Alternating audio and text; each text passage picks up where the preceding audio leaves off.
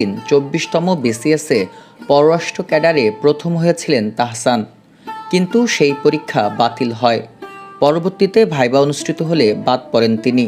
এরই মধ্যে সামাজিক যোগাযোগ মাধ্যমে ছড়িয়ে পড়েছে গুঞ্জনটি। এদিকে সোশ্যাল মিডিয়া রিউমার স্ক্যানার গ্রুপে উঠে এসেছে ২৪তম বিসিএসের ভাইবায় তাহসানের বাদ পড়ার বিষয়টি সত্য নয়। সেখানে বলা হয়েছে, মূলত ২০০৩ সালের ২৮ ফেব্রুয়ারি ২৪তম বিসিএসের প্রিলিমিনারি পরীক্ষা অনুষ্ঠিত হয়। তবে প্রশ্ন ফাঁসের অভিযোগে ৩ মার্চ পরীক্ষাটি বাতিল করে বাংলাদেশ সরকারি কর্ম কমিশন। পরবর্তী সময়ে পুনরায় ২৪তম বিসিএসে প্রিলিমিনারি পরীক্ষা অনুষ্ঠিত হয় এবং লিখিত পরীক্ষা ও ভাইবার মাধ্যমে নিয়োগ কার্যক্রম শেষ হয়। অর্থাৎ যে বিসিএসে তাহসান পররাষ্ট্র ক্যাডার হয়েছেন বলে দাবি করা হচ্ছে, সেটি প্রিলিমিনারি পরীক্ষার পরই বাতিল হয়।